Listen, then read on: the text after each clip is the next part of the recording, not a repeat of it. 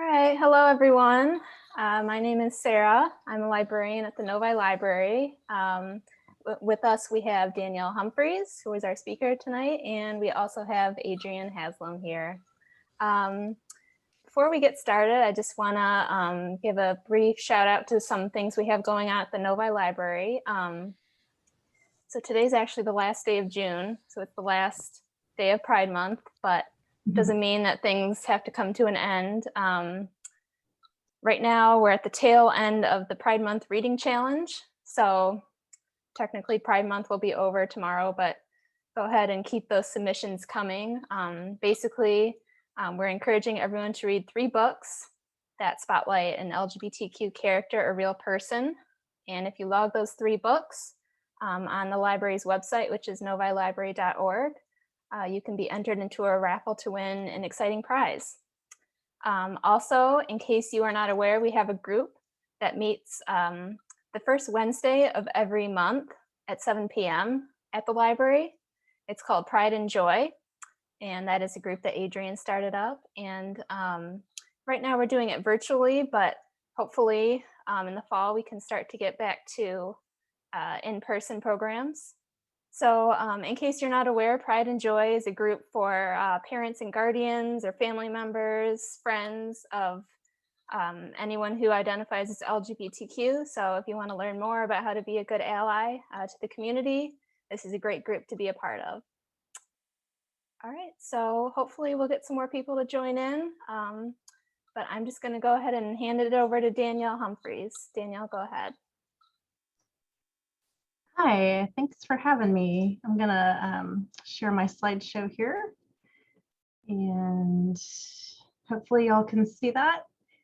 All right, let me know if there's any technical issues, toggling a few different windows here. So yeah, thanks for having me. I'm Danielle Humphreys. I use she and her pronouns. I'm the youth suicide prevention and wellness specialist with a local nonprofit here out in Washington State called the Whatcom Family Community Network. And I help to manage a program called Mad Hope, which stands for Making a Difference, Helping Other People Everywhere. And that actually started with some students back in 2012. Some high school students were really concerned about the problem of youth suicides in our area. And so they got together with some caring adults and said, we got to do something about this. And Mad Hope was eventually created from that. And so this is just to give a little background. Like typically we do youth peer-to-peer trainings in middle school and high schools throughout our whole county to help train young people who are typically going to hear if a friend is struggling before the adults do, to know how they have the power to be able to open up a conversation and combat the stigma surrounding mental illness and suicide, and to intervene on behalf of a friend or family member and get them to a trusted adult and to the help that they need. So yeah, this past year has been interesting. We had to pivot to doing this training online virtually. So my team and I created a virtual training, which has been adapted for our evening tonight. And that's what I'm going to be presenting to y'all, but with a special focus on supporting LGBTQ plus youth mental health. So yeah, I just want to encourage everyone as we get started to please take care of yourself. This can be a difficult topic, talking about youth mental health and suicide prevention. So whatever you need to do to take care of yourself, please do so. Maybe you need to get up and get a drink of water. But we like to start with this quote from Mr. Rogers. And I do have the crisis text line and suicide prevention lifeline up on the screen.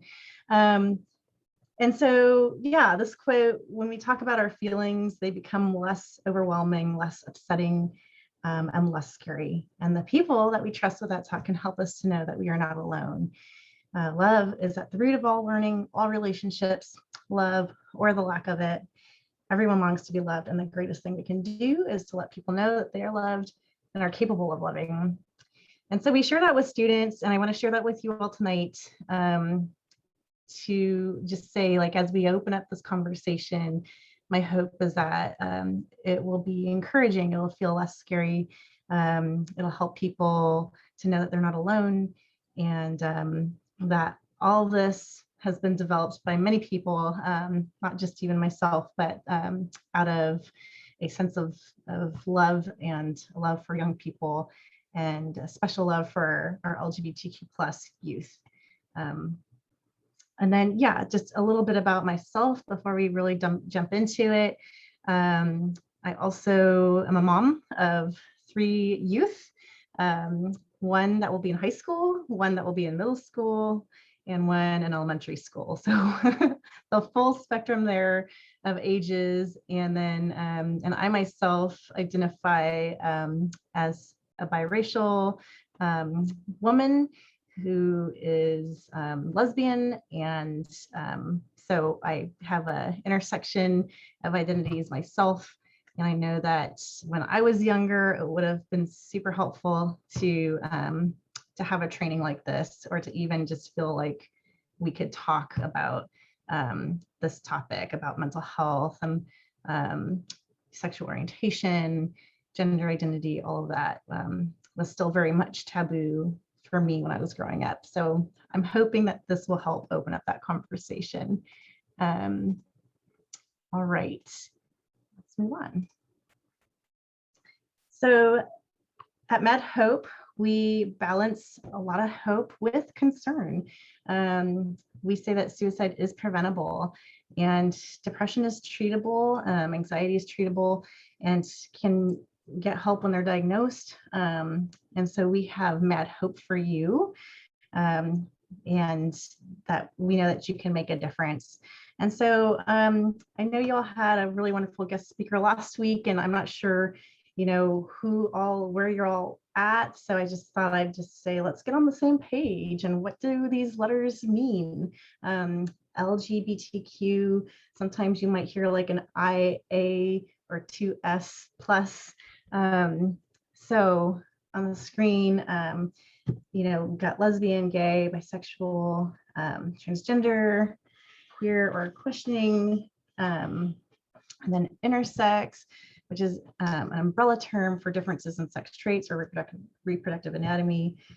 2S or two-spirit is a term used by Indigenous or Native communities to refer to both male and female spirit, and is primarily just used in that community. And we have a gender unicorn. I'm not sure if you have seen this before. This is from the Trans Student Educational Resources. And so you'll see here, and it comes in some different languages. On the left is Japanese. But this kind of helps to understand like the difference between gender identity and sexual orientation. You'll see that for gender identity, you know, the unicorn is kind of in that thought bubble. It's like how someone identifies. So that could be anywhere along the spectrum of, you know, female, male, or something in between. You know, that's where like someone might say, you know, I don't really identify strongly as either female or male. I identify as non-binary. I don't fit one or the other. Gender expression, how, you know, someone expresses themselves, and that's like what's visible to others, how we talk, dress, the energy we give off, and then sex assigned at birth, you know, that is like what is on your birth certificate, and so that is gonna be female, male, or it could be like other or intersex, because sometimes that's not very clear. And then physically attracted, that's the hearts right there in the unicorn, is, you know, who are you physically attracted to? And that can be women, men, or other genders, or anywhere in that spectrum. And emotionally attracted, that could be different. It might not be the same. And so the one thing to just remember here is that, you know, each individual defines their own experience and their own terms to describe their experience of sexual identity and gender identity. And that's something that we ought to respect. So let's see here. All right. So I wanted to just open it up if anyone is, you know, here and able to function. I was just wondering, what challenges do you think that LGBTQ plus youth face? So if you can use the chat box function, I'll try to see if I can open that up. Yeah, so when we're talking about, you know, LGBTQ plus youth mental health, what do you think are some challenges there?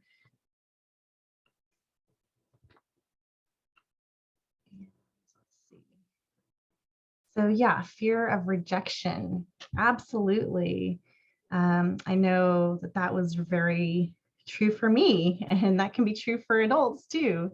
Yeah, like how to know for sure, because especially for young people, you know, they're going through this period of individuation, and that's the process of trying to figure out, you know, who they are in relationship to the world and outside of their parents, perhaps.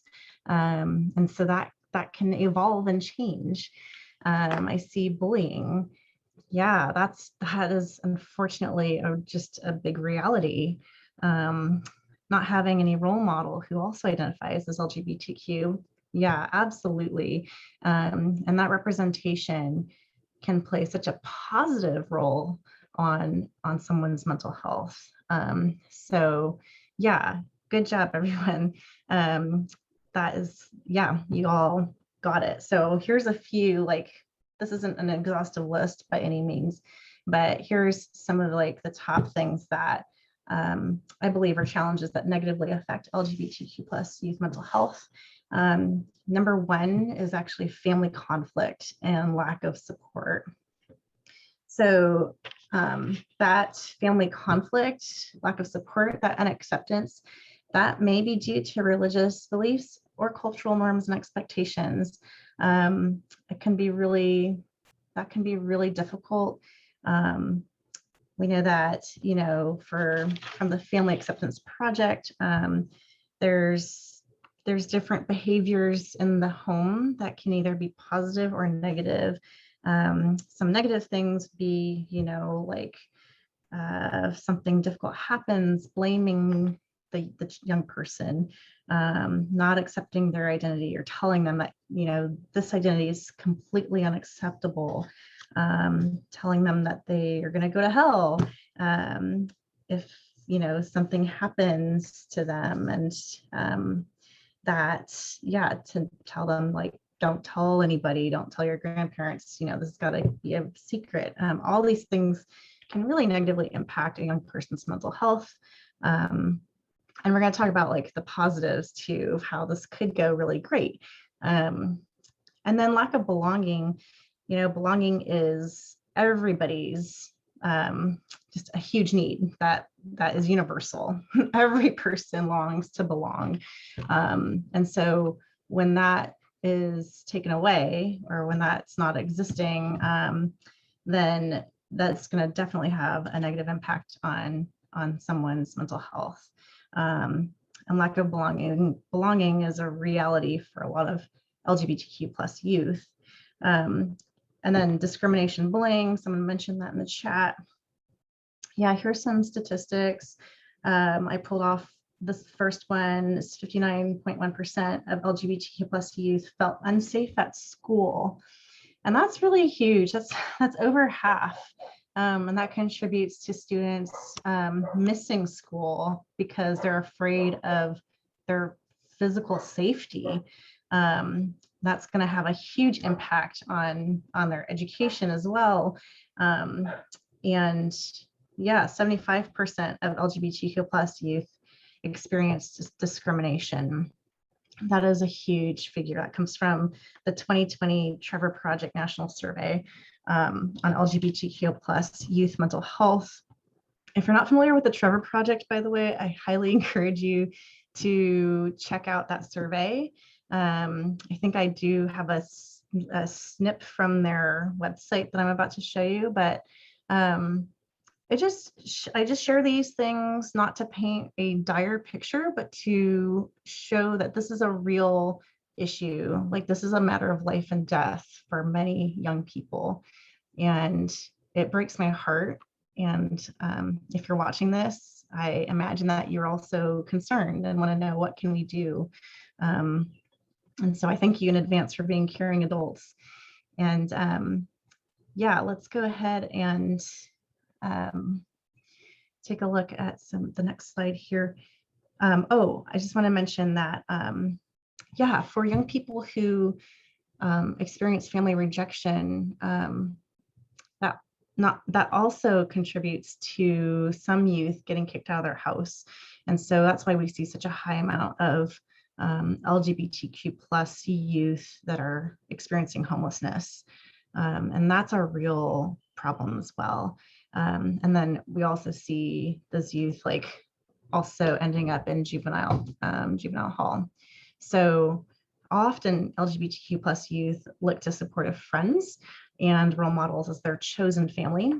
And chosen family is very important. That's a huge source of support for an LGBTQ plus youth. So yeah, so here's that screenshot I took from the Trevor Project. And they also have a 24/7 phone number that people can call, and you can also do text and chat. It's kind of small. It's 1-866-488-7386. That's a great resource for LGBTQ plus youth.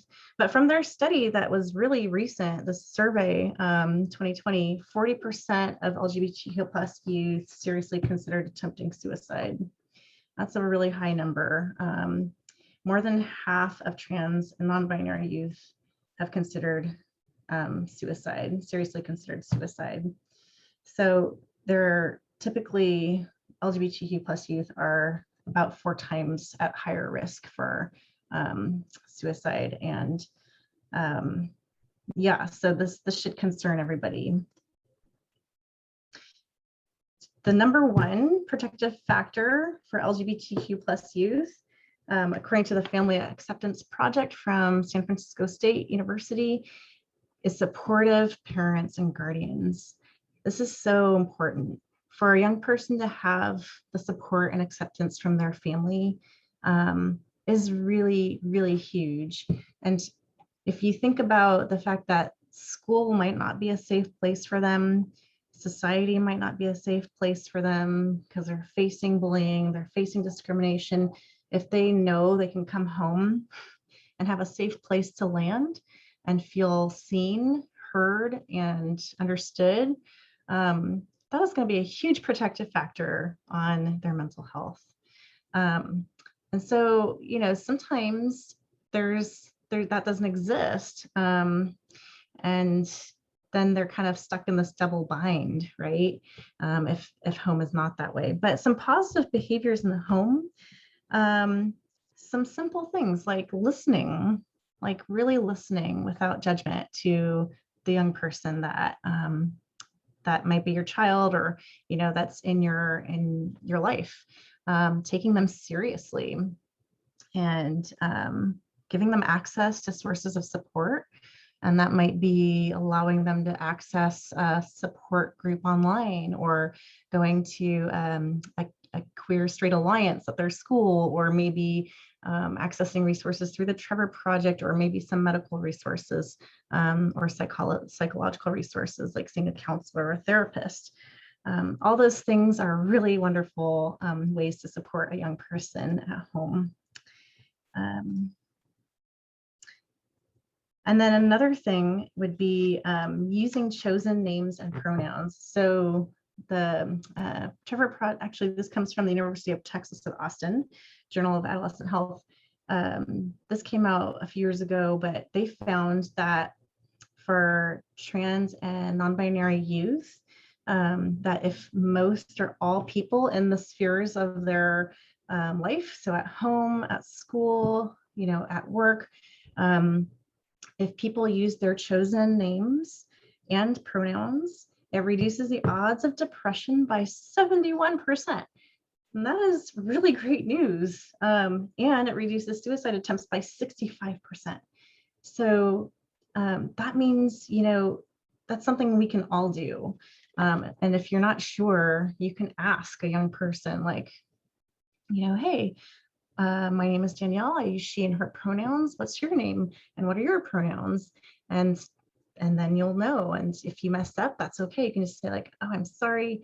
And you just try to, remember to use the chosen name and pronouns. But this is a really big deal. And I believe that it's just a matter of respect, and that, again, it kind of goes back to a desire to belong and a universal desire to feel seen and heard and valued and validated, right? So to feel seen feels so good. And I wonder if you can take a moment to think of a time in your life, like when you maybe didn't feel seen, heard, or validated, and how that felt versus a time when you did feel seen, heard, and valued, validated. It makes a big difference, right? So that's that is really, I think that's a really positive thing, because that's something that we can all do. We can all show just respect for how people want to be named and how they want to be seen. Yeah, so, let's see what's on here. Okay, so, before we get right into that, I just want to mention, maybe I'll go back a couple slides there. That another thing that is really difficult with students who don't have that supportive home, or maybe are finding that rejection at school as well, is on top of that double bind, the intersectionality of sexual orientation and gender identity and race. And so the 2020 Trevor Project said that half of all LGBTQ plus youth of color experienced discrimination based on race and ethnicity in the past year, including 67% of Black LGBTQ plus youth and 60% of Asian American Pacific Islander LGBTQ youth. So that's really huge. And culturally, we say in our training that culture is a protective factor. And I really believe that is true. I love connecting to my culture, especially right now. I just feel like I'm kind of learning more about my mom's Okinawan culture, and that's been a big source of joy for me. But in some cultures, LGBTQ and trans non-binary youth face, an additional stigma because of just cultural roles within the family, right? That can contribute added pressures to LGBTQ plus youth. And the topic of mental health and/or sexual orientation or gender identity that is different than the accepted cultural norms can increase that stigma, because the topic might be seen as taboo, something that you just don't talk about, in our family or in our culture. And that can lead to further feelings of isolation for the young person. And even if those youth, maybe find a group at school, maybe they go to their Queer Straight Alliance, they might also, like LGBTQ youth of color, may feel like they're the only one in a couple of ways, because they feel both different in their own family and culture, and they feel isolated in those LGBTQ plus groups where they don't feel like they fit in based on their culture and experience. And so that's something that I really encourage, allies and people within the LGBTQ plus community to really think about, is how to care for students who are in that intersection of being both LGBTQ plus, trans non-binary, and are from a different cultural background, and just thinking about all the ways that plays a really beautiful way of their identity, but also some potential challenges that just add layers of complexity. Okay. Any questions on any of that so far? I feel like I said a lot. No, but thank you for mentioning that. That's a really good point about the Yeah. intersectional identities. Yeah, for sure. And, you know, I was really concerned about even coming out to my mom, who's first generation. You know, I'm like, wow, generationally, I don't know how like this will be for her. So I was really, I was worried, you know, and just so grateful that she was very accepting. And so I just encourage you, you know, if you're listening and you're not sure, in the end, you know, it's like, this is still your child, and they're beautiful. And, you know, it's sometimes things aren't just black and white. There's a whole rainbow spectrum out there, and to find ways to celebrate that, even if it's, you know, maybe not the norm of whatever culture or faith background, but there's a lot of support out there, and you're not the only one. So, yeah. All right, let's go back to the good stuff. What are some other ways to support LGBTQ plus youth? Positive mentors or role models. I think someone put that in the chat as well. Like when that is there, that's a huge just boost of support. And that can be, you know, people that they know in their life. Maybe it's, you know, a mentor that they have at school or in the community, or it could be a, you know, famous role model. I just noticed that recently, I think it's a football player named Carl Nassib. I'm not sure if I'm saying his last name right, but he's the first openly gay NFL football player out. And I think that's really great. So the more, you know, young people see these positive role models, the better, like just that's going to enhance their mental health. And then connection, and that is like a big umbrella. So that's actually Mad Hope's tagline, connection saves lives. And with all the studies, you know, from the pandemic this past year, right? Like there's no doubt that that has taken a huge toll on all of our mental health, but especially young people, and especially LGBTQ plus young people who maybe did not have accepting or affirming homes. And, you know, here we are, we're all stuck at home. And so finding ways to connect is huge. And I'm curious, you know, if you want to put in the chat, like what were some ways that you found this past year to connect with not just others, but maybe with yourself, like in your body, in your mind, in your spirituality, however that is something you experience. So yeah, just think about like, what were some things that worked for you to stay connected this year? And Adrienne said daily nature walks. Yeah, absolutely. Just connecting to nature, right? That's really grounding. Driveway social gatherings. I love that. We did some of that here in our neighborhood too, just, you know, chatting from across the driveway to our neighbor. Journaling and reflecting. Absolutely. Yeah, some other things, you know, even doing Zoom, like that is an effective way still to feel connected. For a lot of young people, you know, chatting or texting a friend is like a huge thing. Like sometimes we get kind of down on youth and their use of social media, and sure, it can be something that doesn't really contribute to positive mental health, but in a lot of ways, it really can. And young people can use social media, the internet, and texting a friend to find connection, to find support, to find information.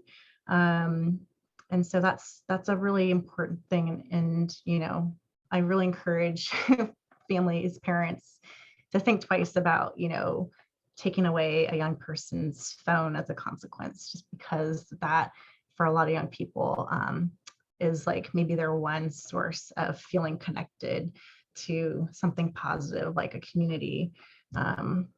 So great, thank you for sharing that. Affirmation, that's a really positive thing. If schools do have a club, a QSA, or some other, like Gay Street Alliance, that's really wonderful. Even if they have one person at school, like if there's even one educator that they know is affirming to them, that plays a huge role in positive youth mental health. So yeah, and then legal protections. Young people are really aware of what laws are being passed, right? And so if they see that there are laws being passed that are going to give them legal protection, that's going to help them feel like they belong, right? And that's a huge, huge, important part of youth mental health and suicide prevention. So I think I heard recently that there was a positive thing that just happened, and I'm afraid to misquote it, so I'm not going to, but I think something happened recently that was moving in like a positive direction for protecting trans and non-binary young people. So all that is really good. Good for our young people's mental health. So yeah, connection saves lives. I think I already asked this a little bit ahead of time. But thinking about, yeah, what are some ways that youth can stay connected? If you have young people in your life, what are ways that you can help foster those connections? Because all of that matters so much. And I think so we have a social media Instagram and Facebook page, and I have a young person, a really great college student named Jade, who helps us create content for our social media. And this is something she made that we put out in the past year. Here's some ways to stay connected. Have a virtual watch party, keep a routine, meet others, stay involved. Give your pets lots of love. Pets are so wonderful. We have a group out here called Animals as Natural Therapy, and I love that. All the pets we saw over Zoom. So here's a video, and hopefully we're doing okay on time. This comes from a really wonderful online resource called We Are Native. And this is something that we show to our students in our training, and it's pretty short, so I'd love to share it here with you all. But this video, in the video, the young people are kind of demonstrating why it's so important to stay connected. And as a community, right, and as adults, I'm not sure who's all going to be watching this, but we're part of that connection. Like, we play a role in this, a really important one, and we're going to talk more about that in a moment. But here I'll show this, and then they're going to talk about some warning signs to watch for suicide. So again, take care of yourself. If this topic is particularly close to home, please do what you need to take care of yourself. All right. Our culture is community. Our community is like a dream catcher. Each strand has its own qualities, just as we do. So if we were to lose a strand, it has a direct effect on others. If we notice a strand starting to fray, take time to mend it before it all falls apart. Whatever brings you back, hang on to that, because it will always have your back. Catch us.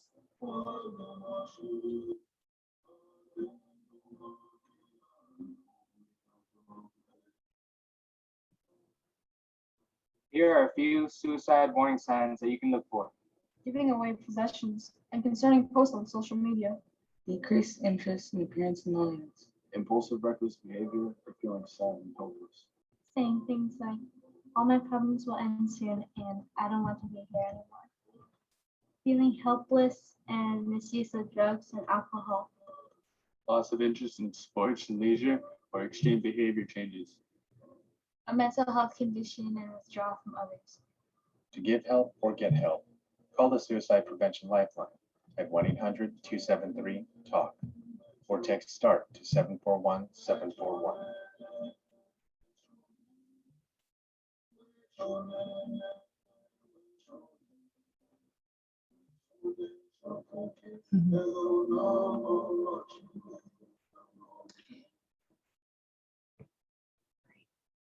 So in our training, we asked the young people who we show this to, you know, what did you notice and what did you see? And they'll often say, oh, there was someone who was falling and everyone, you know, it affected everybody and they all had to kind of adjust. And then there was someone right behind him that, you know, was there to kind of catch him and push him back onto that dream catcher, you know, the rope. And so we talk about like, yeah, so how can we be that community? How can you all take the time to notice if somebody is struggling or if, you know, the rope is like fraying? How do we do that? How do we take the time to notice and to mend the rope or to get that person reconnected? And so it's really a great conversation, you know, it kind of helps them to think through that we all play a role. And because it's so easy to hide, you know, internal pain, emotional pain behind a smile, right? It can be really difficult to notice those warning signs that they mentioned. And so it takes a lot of people to pay attention because it could be that you don't notice and it's not your fault if you don't notice and someone dies by suicide. And we especially tell that to young people, it is not your fault if someone dies by suicide and you didn't notice the signs, because they can be hard to catch sometimes. Like I said, people hide behind a mask and behind a smile. And so, you know, it takes all of us to kind of notice and to communicate and to be brave to open up those conversations. And so we're going to talk about that as well. So kind of going back to, you know, other protective factors, and this is something that in our training, we take a lot of time on, you know, let's think about what helps you to feel connected. Let's think about what are some protective factors that help you feel less alone, more connected, more hopeful for the future. And that are those places, people, and practices that help you to build your resilience. And resilience is a word that, you know, is kind of thrown around a lot. It doesn't mean that, you know, everything is fine, but it is that ability to kind of, you know, keep going and to get through difficult times and to come out stronger and to keep going. But it doesn't mean that systems or biases or prejudices, you know, don't need to change. Right. So we talk about how like there's social justice issues at play in suicide prevention, and that can look like a lot of things. I don't think I have my slide up here, but we show there's a really great post we found from We Are Navajo, and it kind of talks about some of those things like access to care, you know, housing and food insecurity. Some of, you know, all that stuff plays a role in youth mental health. And those are things that can, you know, we can do better about, right? So being resilient, and we see a lot of resilience in LGBTQ plus communities and in the intersection, you know, LGBTQ plus and different, you know, racial minorities or underrepresented communities. We see so much resilience, and that's really beautiful and wonderful, and there's joy there. And I think that, you know, systems and attitudes and beliefs still can improve to help those groups of people to flourish. And so that's important. So I wanted to move on to talk about trusted adults. So take a moment and think about a time when you were young. Who was a trusted adult that you knew you could go to and talk to if you had a problem? So if you feel comfortable, you can put that in the chat.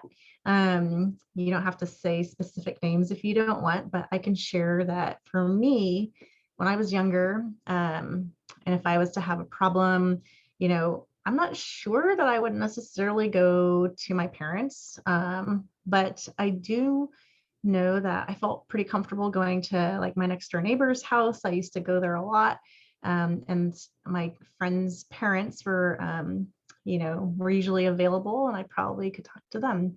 I also had, a couple teachers at school that I felt like I could go and talk to, and that they would listen. So yeah, I wonder if anyone wants to share, who was your trusted adult when you were younger? And if you can't think of one, then that's okay. But yeah, I see Adrian says an aunt. Absolutely, that's great. So yeah, it could be an aunt, it could be a relative, it could be even an older sibling, and it could be a lot of other types of people. And so, I think there might be a slide with some examples, but it could be a coach, it could be an elder, it could be someone in your faith community. A trusted adult could be a lot of different types of people. It could be a friendly bus driver. And so we have some young people working on creating a workshop for adults to help them know what they are looking for in a trusted adult. And here are some of the things that they said. Someone with empathy, someone who listens to what I have to say and is supportive, that they know good resources that they can share with me. They're non-judgmental. They have a good outlook on situations. They're realistic, a good listener. Good listener. I kind of hear a theme here. Someone who tries to understand my perspective before adding their own. They reach out to ask how I'm doing. And someone who doesn't overreact. Now, I think, wow, this is coming from straight from young people's, mouths, right? This is a group of middle school and high school students. And I think, for me, it's like, oh, someone who doesn't overreact. I know that can be really hard, especially if, you're hearing something that is really shocking to you, right? Or disturbing. Like if your young person is telling you that they have suicidal thoughts, like that's pretty difficult. But as much as we can to stay calm, that will make a huge difference. That'll help them to stay calm and feel like they can keep talking and that you can handle it. Even if inside you're kind of freaking out, if you can just stay calm and listen, right? And to not offer your advice right away or any judgment, but to really hear that young person is huge. To listen with empathy. And empathy is different than sympathy. There's a great Brene Brown video. If you look up online, there's a YouTube video, and it's what's the difference between empathy and sympathy. We show this to our students. But empathy is the ability that you can grow. You can grow this in yourself to connect with what another person is feeling.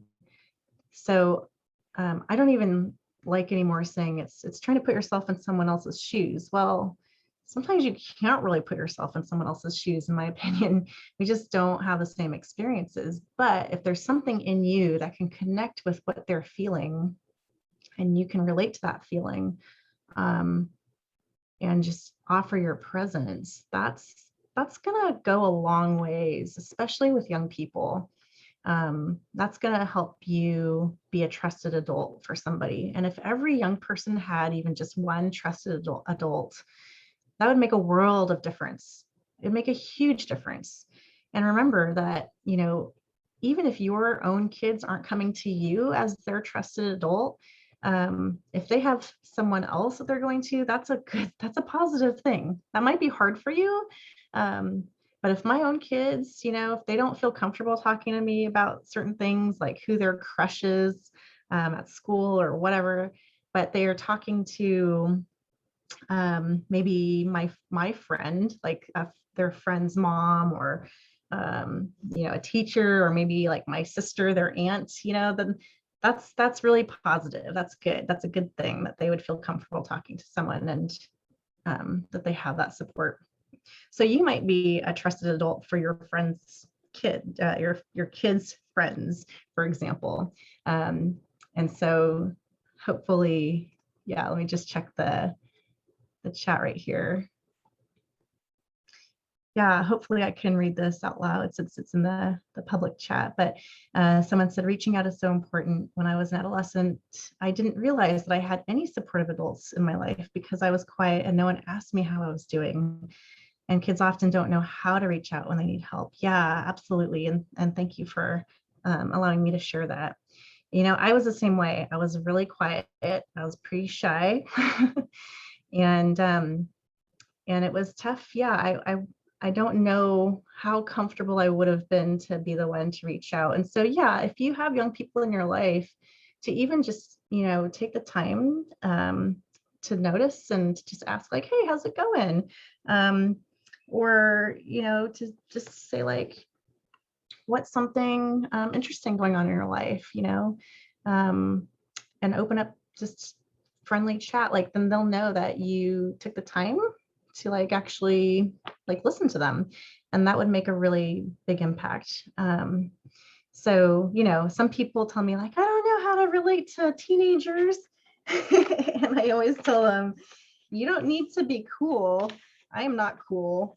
I'm at the point where I embarrass my kids and they just roll their eyes at me, but they hopefully know that I'm for them, and that I'll listen to them, that they can come to me if they have any, issues going on. And so just showing that you care, like they can kind of tell if you're being authentic with that, right?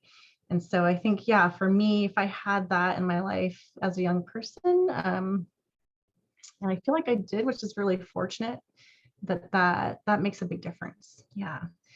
I also just want to mention, because, when we're talking about mental health, when someone is in a suicidal mindset, their perspective really does narrow. And so even if there are these resources around them, sometimes you just can't see it. And it's really hard for someone who is in a state of depression or is having suicidal ideation to be the one to reach out for help. So that's why it's important to kind of notice, what the warning signs are. And I think that might be in a slide coming up.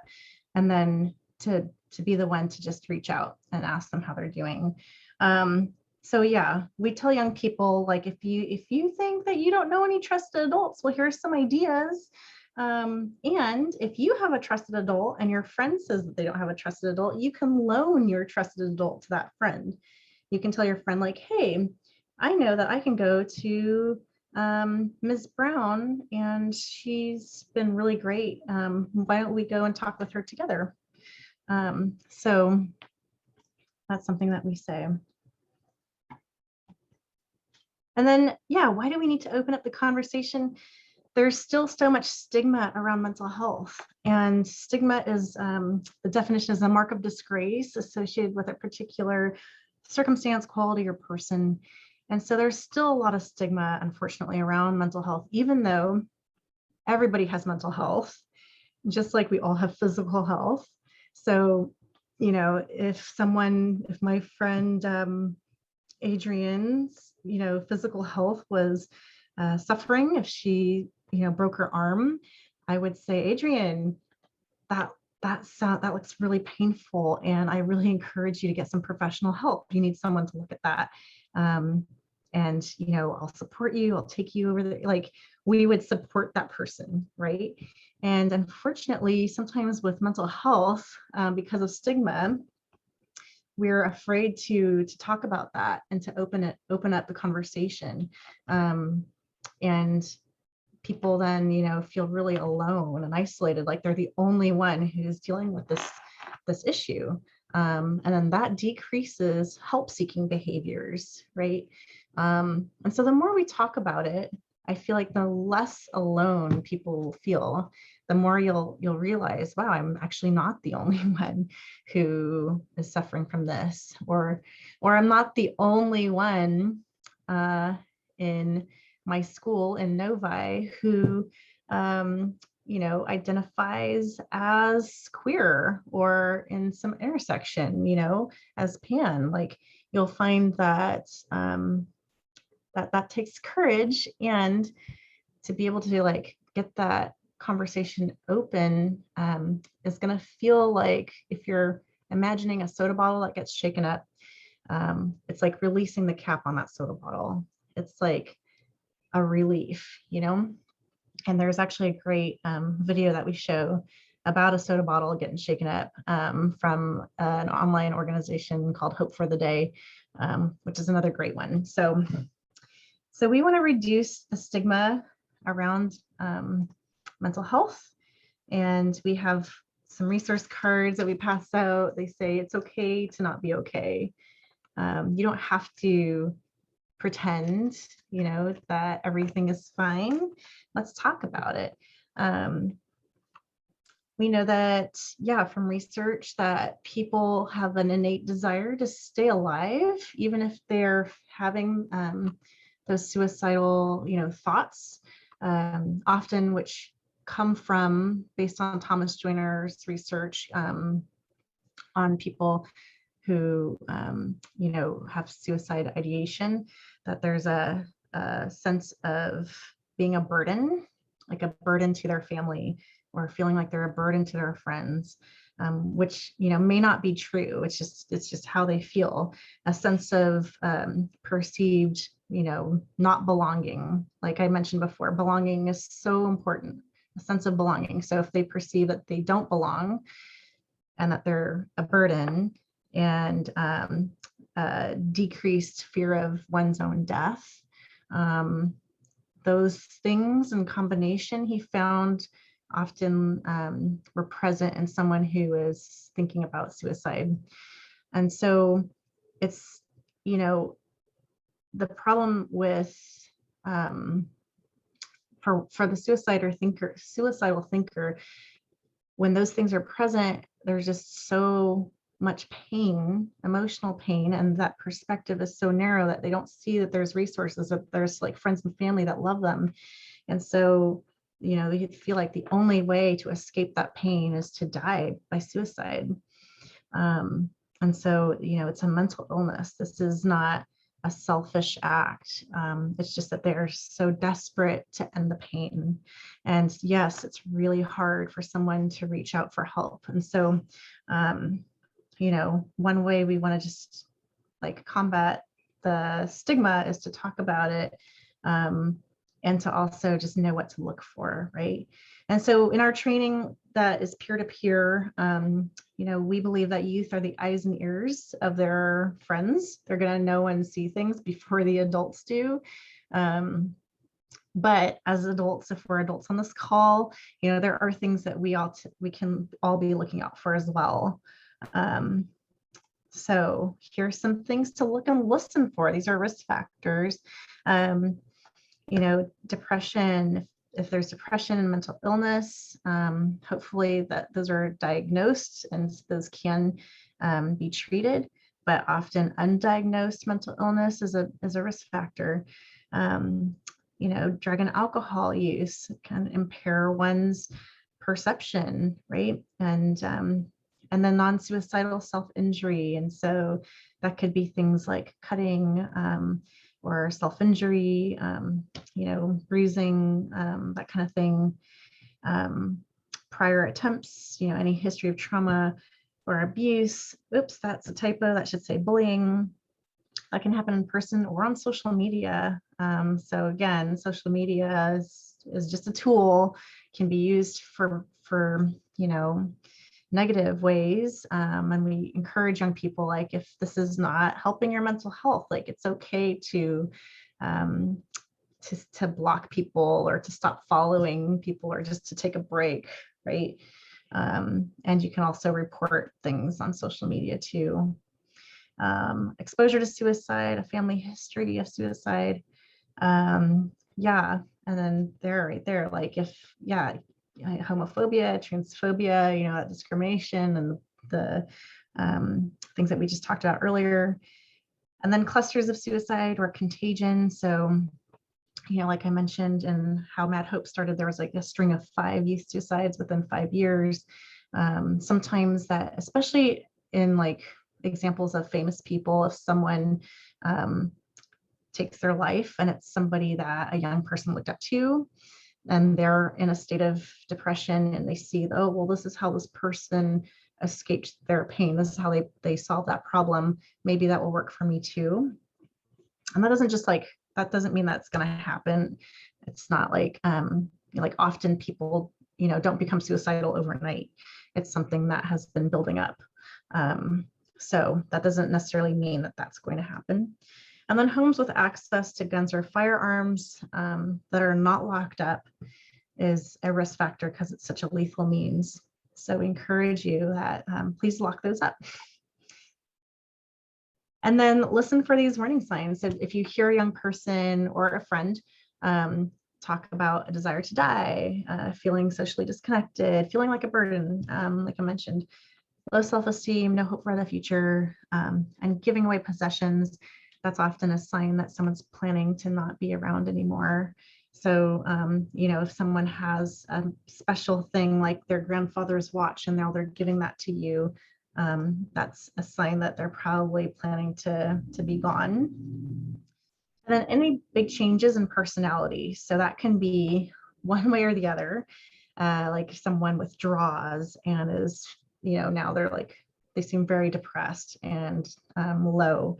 But the converse, if they're feeling very up and happy and, maybe they normally were kind of in a lower energy and now, they're like giving you compliments and telling you how much you mean to them and they seem fine.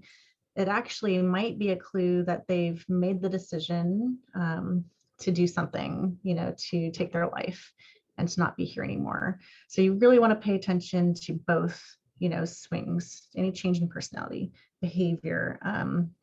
Sometimes that could be like an increase in risk-taking behaviors, sleep patterns, oversleeping, not sleeping enough. Maybe that might be a sign of insomnia. So I don't know if if you notice someone who posts on social media, it's like in the middle of the night, that might be a sign of insomnia. Eating habits, again, kind of like eating too much or too little, that could be a sign of an eating disorder developing. Evidence of self-harm is a big one. So if you notice that, all these things should be warning signs to you. Something that makes you think like, maybe I should see how this person's doing. There's probably some pain going on there. All right, and then, sorry, I feel like I'm talking a lot. So if you have questions, feel free to put that in the chat. But on social media, if you see any posts that are unusual, they have an unusual tone or style, they're really dark, they're posting at unusual hours, I mentioned that. They joke about distress more than usual. Sometimes if you're not sure, someone's making a joke about their mental health or like just wanting to die or wanting to like go to sleep and never wake up. Take that seriously. It's always good to just double check like, hey, was that just a joke or did you, is there something behind that? That'll show that you actually listened and kind of, you care enough to ask. And then I'm not on TikTok, but a lot of young people are, but because there's still stigma, there's coded language that are cries for help. And this is maybe even outdated by now. I kind of found out about this about a year ago, but someone saying, if they say, my mom made my favorite pasta last night, or I finished my shampoo and conditioner at the same time, that those are actually coded language for a person who's having like a mental health crisis. If you have young people in your life, ask them, they might know about other things. I think, there are some other things now, and I don't remember what they are, but in addition, the crisis text line did a study and they found that if they're texting with a young person who's in crisis, often that if the text ends with a crying face emoji or like pill emoji or something like that, then typically that person is in a pretty serious crisis situation. So, I don't know if you have other things that you know about, feel free to put that in the chat. Social media is changing all the time, but again, the young people are going to know, right? They're going to know what the code language is. So how can you help? The really big important things we've already talked about is to listen. So first, really, especially for young people, take them seriously. Don't minimize their pain and don't criticize them. Try not to use insulting language, like only crazy people talk about killing themselves. What's wrong with you? That is surely going to shut down the conversation. So try to be as genuine and present as you can, and listen without judgment. And that will go a very long way. Acknowledge the thoughts and emotions that are expressed, and honor them, and express love and concern.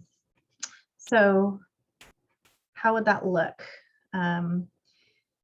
Well, first, I want to share this. This came from a recent middle schooler that we trained the past few months. And this young person says, it always annoys me when someone says, just be happy. It's not that hard. But you don't know what they're going through. Being happy is really hard sometimes. You could say, hey, I don't exactly know how to help, but we can find someone who can. You're not alone and you're going to make it through. And I was like, wow, that's absolutely right. Like, this is coming from a 7th grader. And what good advice, right? We never really know the full story of what someone is going through. And so just saying like, hey, cheer up is not really useful. We do an exercise with young people that I would encourage you to try as well. And I apologize, I don't have the handout, but it's called Words Matter. And basically there's 2 columns, right? There's the ineffective column with language and phrases that would be, saying just cheer up. And then there's the effective language in another column that's like, well, instead of saying that, here's what you could say, like, instead of saying just cheer up, it's not that bad. You could say, I hear your pain. Like, I know that's hard. Let me know if there's something I can do to help, or is there something I can do to help you? Or instead of saying, can't you see what this is doing to our family? Saying, I could see that you're really struggling and I'm here for you. So just keeping it simple. You don't need to say a lot, but listening well and using empathy is what's going to open up the conversation. And that's what's going to lead to, that help-seeking behavior or connecting them to resources to help. And just to help that person feel heard. I mean, even just that is a huge thing. Everybody can help, just open up a conversation. So, especially, number 1 thing to do is notice those risk factors and warning signs, and then just open up that conversation. Just start it by saying like, hey, I noticed this or that, like whatever it was that you noticed. I noticed that you don't seem to be doing some of the things that you used to enjoy, and I just feel a little concerned. Do you want to talk about that? And let them open up. And then if you are hearing them say things like, I've just been having a really hard time wanting to get out of bed lately. Sometimes I wish I could just go to sleep and never wake up. Then that's when you ask the question directly. And it's important to ask the question directly, even though it feels really awkward, because you need to know, is this person thinking about suicide? And so asking, I'm sorry, I know this feels really awkward, but I love you, I'm concerned about you, and I just want to know if you've been thinking about killing yourself, or if you've been thinking about suicide. And I know in some cultures it might feel like really disrespectful or rude to ask the question directly, but however you can phrase it so that you can like not skirt around, but actually find out specifically if they're thinking about suicide, like, you know, not being here anymore, something like that. You need to know, and actually that's not going to plant the seed in their mind if they're already in that state of mind, right, where they're feeling that heavy depression, they've been thinking about suicide. That's actually going to be a great relief for the suicidal thinker. Like, that's based on research. So so asking that question directly is going to help them to know that you're not afraid of this topic, and then they will be able to open up to you, and then you'll be able to like get them to help. Absolutely trust your gut. Don't delay. If your gut is saying something is not right, please don't delay, because it might be too late. Suicide is preventable, and we can all take these steps. And so I kind of just went through this role play. This is, again, something that we do with the young people that we work with and we serve and we train. And so, yeah, there's that trust your gut moment, just starting the conversation. Hey, I wanted to talk to you because I noticed, you know, you haven't been at work in a long time, or you haven't been doing those things that you love to do, or you just seem really down, and I wanted to, you know, ask if you want to talk about it. I'm worried that you might be depressed or even suicidal. Are you, I know this is a hard question, but are you thinking about killing yourself? And listening with compassion. And then, you know, we tell the young people, like, seek help from a trusted adult right away, offer to go with them to a trusted adult. And if they say, you know, don't tell anyone, boy, we tell young people, you know, friends don't keep a deadly secret. And your friend might be mad at you for a little while, but it's better to, you know, make sure that they get help before they do something that might hurt themselves. So we hear from people that, yeah, at first, you know, the friend was upset, but later, after they got help, they thanked their friend for saying something. They actually wanted their friend to speak up and tell somebody. So, all right, I feel like I've been talking a lot. It's 5:13. This is a great time to ask any questions, or, you know, if I went over something too quickly. And yeah, you know, I will pass that question on to Adrian, who's probably a little more connected to the local Novi schools. Adrian, do you see that question in the chat? Yeah, and I'll just read it in case anybody's not in the chat. First, they said, Danielle, thank you for the great, very informative presentation. I agree, it was fantastic. Do you know if something similar is being offered at the beginning of the school year at our local Novi schools to educate all students and hopefully create a better overall environment? I'm a parent in the school district, but I'm not an educator or overseeing like the counseling offices. I know that there is a committee of people that meet, I believe, once a month. That's the Novi Mental Health Alliance. And that was created a couple of years ago to start having these conversations. Sarah Lepart, who is a counselor at the high school, leads that group, along with Dr. RJ Weber, the assistant superintendent. I can, before we're done with this chat, pull up a link to where I believe that group has some information housed on the website. I think you're right, though. It would be great to get this content out to the larger community. I think for the group that I lead, Pride and Joy, I would like to share the video recording of this in the fall so that we can all get on the same page. These are great tips, and it's something no parent wants to think about. But like you mentioned, Danielle, especially with LGBTQ plus kids, they are at greater risk factors and have so many things that they're dealing with. And this is something, as a parent of LGBTQ kids, always on my mind, and I'm always looking for how to be prepared. So thank you. Yeah, and absolutely. I put a couple of things in the chat a couple programs that one that I know a decent amount about, called Sources of Strength. And they're another great program. You know, there is a cost associated with them, but there's that one that I just more recently heard about is called Erica's Lighthouse. I haven't looked at that too much yet. There's some really good resources on the Trevor Project, so I put that link down there. And the Trevor Project, I see that there's a question about, you know, what's the best way to find a therapy provider who has a focus or at least deep experience in working with LGBTQ plus youth.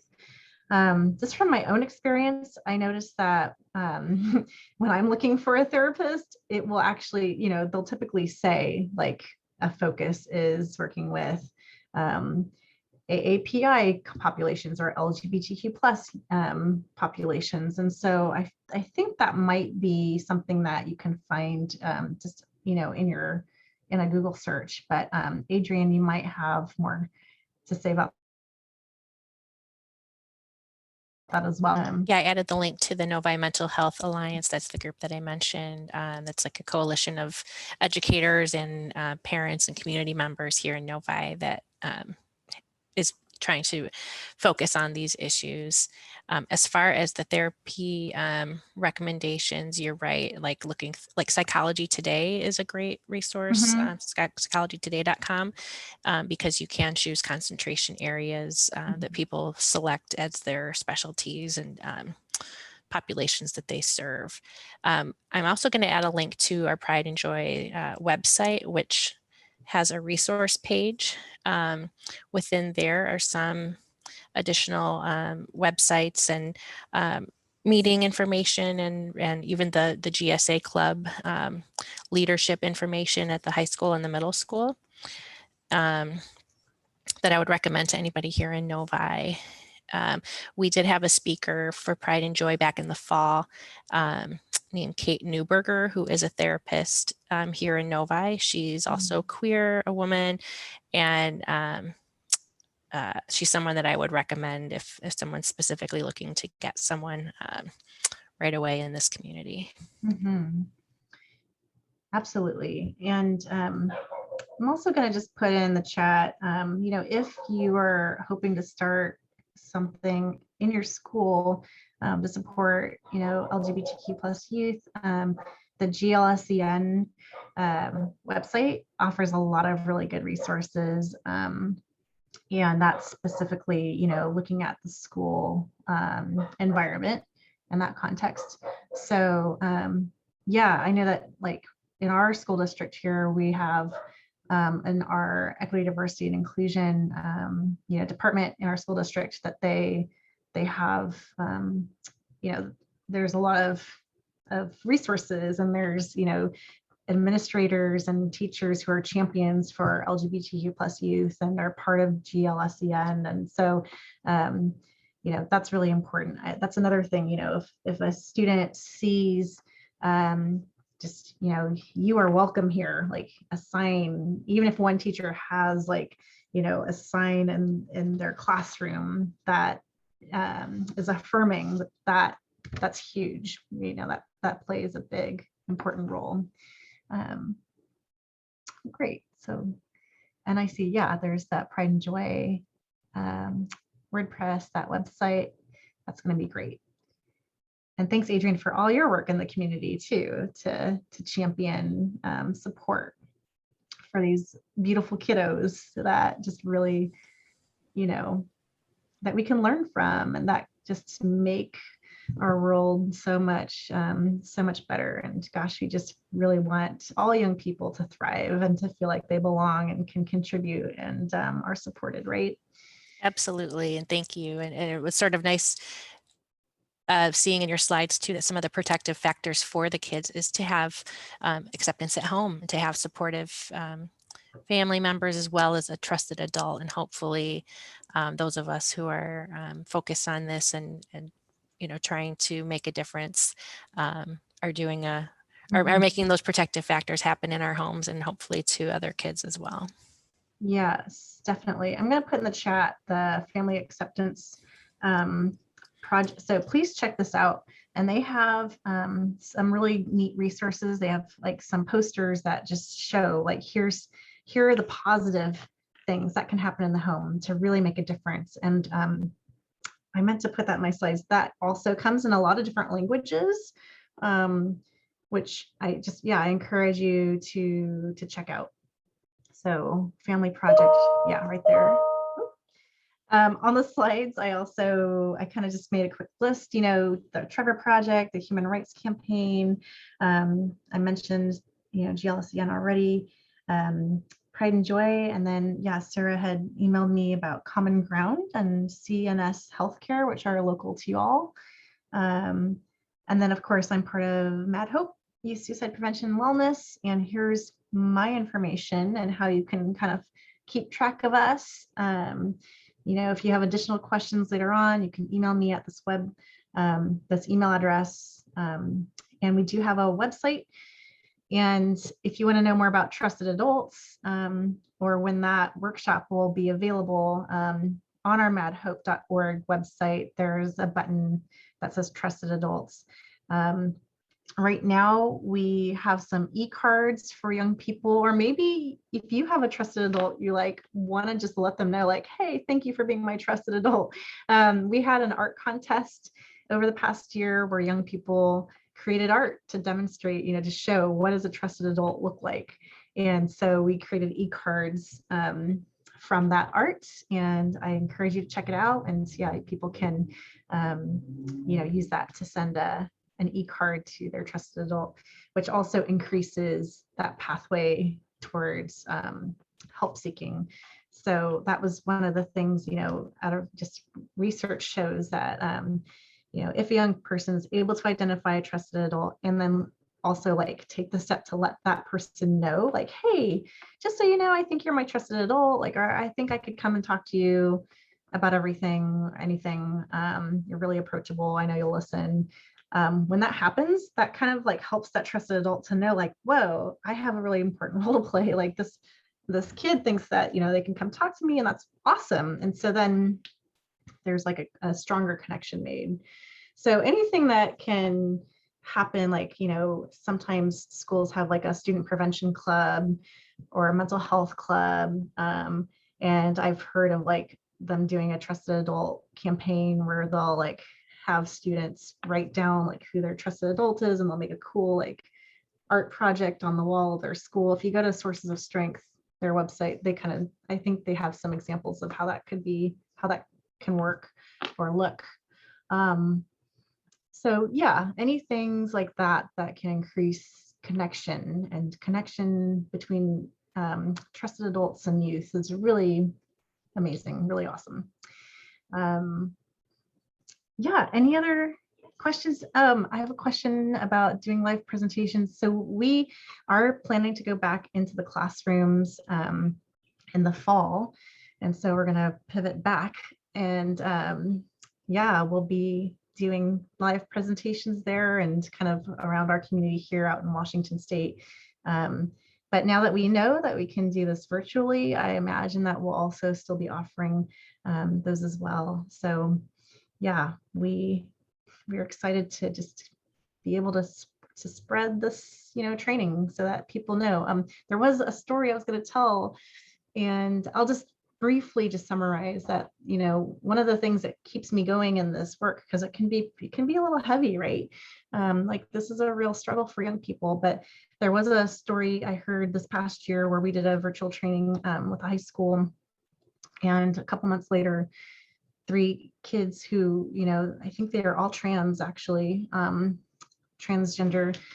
They were having a group chat, and 2 of them noticed that one of their friends was showing warning signs, that they were really, their gut was telling them that they're not doing well. And they found out that actually, yeah, that friend was contemplating attempting suicide, and they were at home because it was the pandemic. They were upstairs in their room. So, one of the concerned friends called their mom and said, hey, you need to call my friend's mother right away and tell her to go upstairs and check on my friend.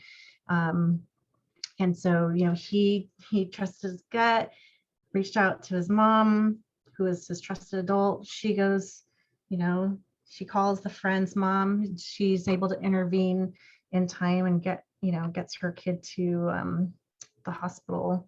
And now that kid is on, the road to recovery. So it was like, wow, they remembered our training and they put it into action, and that potentially saved a life. So so it's really important to talk about this stuff with young people, because yeah, the young people are dealing with it, and we don't want to leave them all alone to have to figure it out, right? But no, I don't have plans to be in Michigan anytime soon, unfortunately. So yeah, hopefully, this recording, maybe you could share this. I think it'll be up on the Novi Library webpage. And otherwise, yeah, you can, contact me via email for any resources, or if you would like to, have some other information, or if there's a way that I can help out. Great. I think that's it for me. Thank you so much, everyone.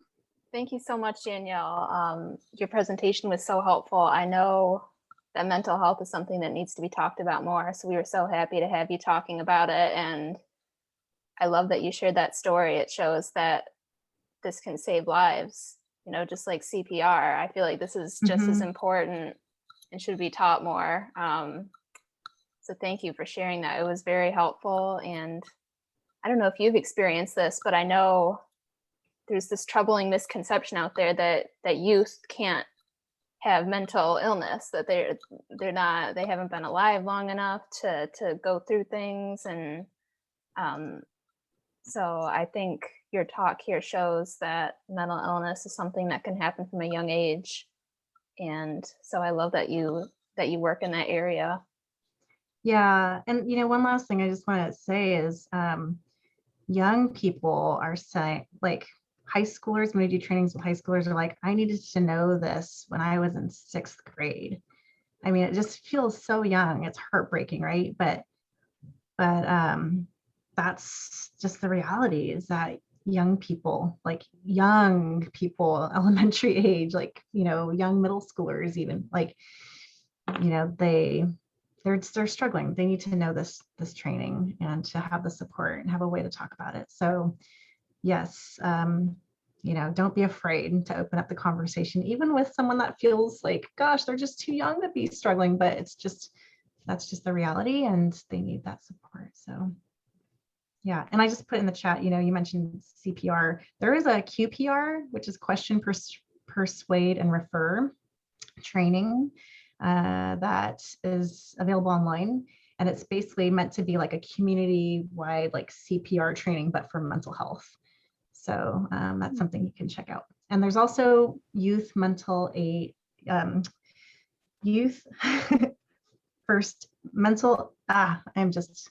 first aid. It's like mental first aid. I'm getting all tongue-tied, but that's a much more extensive training on a wide variety of mental illnesses, and they have a youth version. So anyways, lots of resources we can talk about. But yeah, do follow us on our social media. And yeah, thanks so much, everyone, for caring very deeply. Yes. All right. Well, unless anyone else has any last minute questions, I think we are at the end of our time. Yes.